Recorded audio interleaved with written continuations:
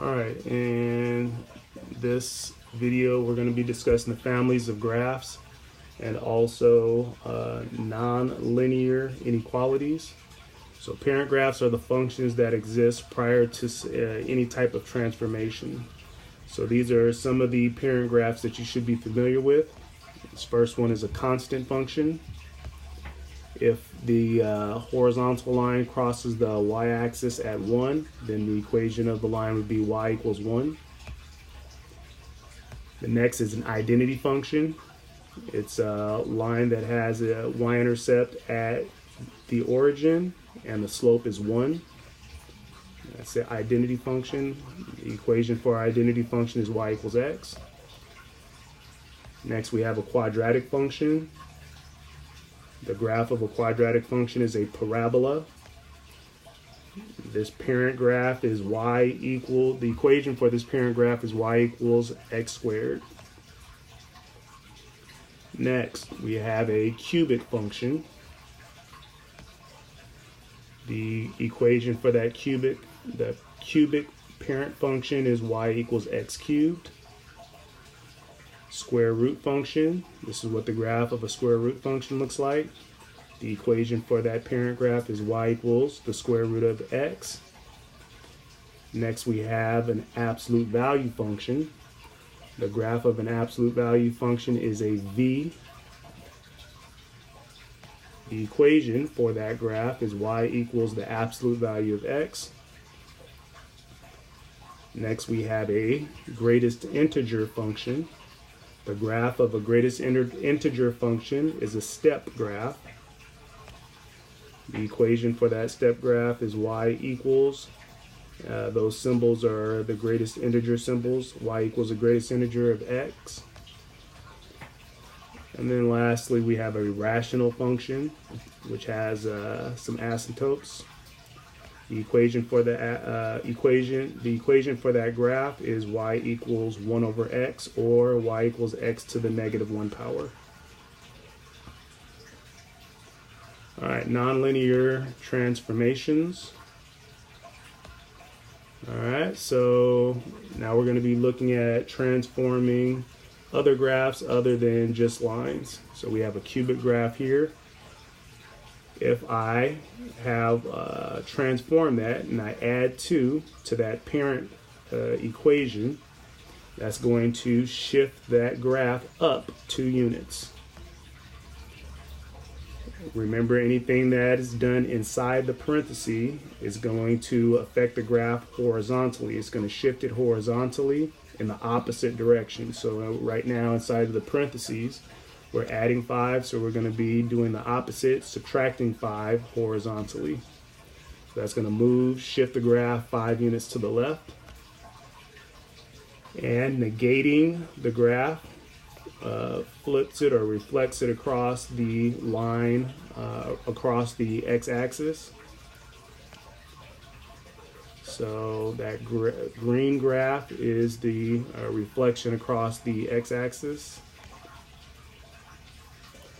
And the equation of this graph, we can see that the inflection point, where it changes directions, that inflection point is 1, 2, 3, 4, 5, 6, 7, 8. 1, 2, 3, 4, 5. I believe it's shifted 8 units, I believe, to the right and 5 units up.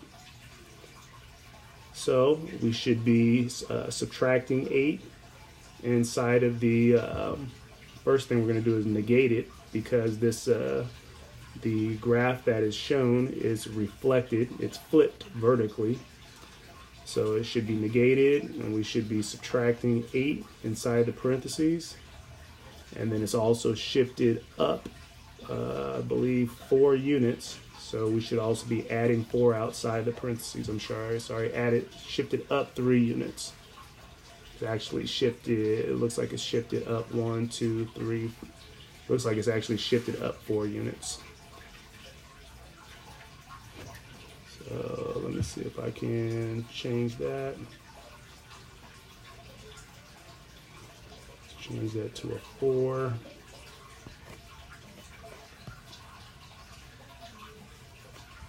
All right.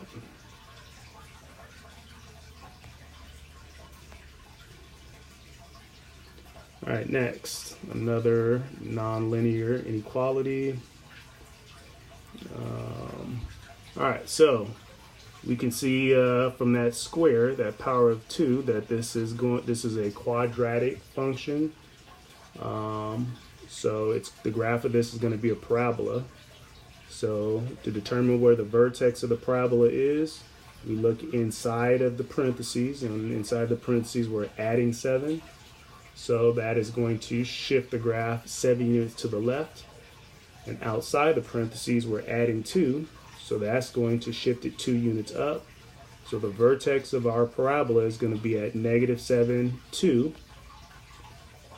And it's going to open downward because we have a negative in front of the parenthesis. Also, there's a value, that number inside of in front of the parentheses. The symbol for that number is actually A. It's also called the multiplier. So that multiplier would actually be -1. And we're shading below that graph because we have a less than or equal to symbol. And the graph itself should be solid because there's a bar up under the inequality. All right, the vertex for this graph should be at +4, -2, because we have a -4 inside the parentheses, -2 outside the parentheses. And it's going to open upward since the number in front of the parentheses is positive. All right, so that's our vertex for this cubic function. It's not really a vertex, it's actually an inflection point. All right, so the inflection point for this cubic function is going to be at 4, -2. And it's right side up. We're not flipping it because it's the value of A is positive. So the multiplier would be actually 1. The vertex would be 4, -2. And it opens upward. We're not flipping it.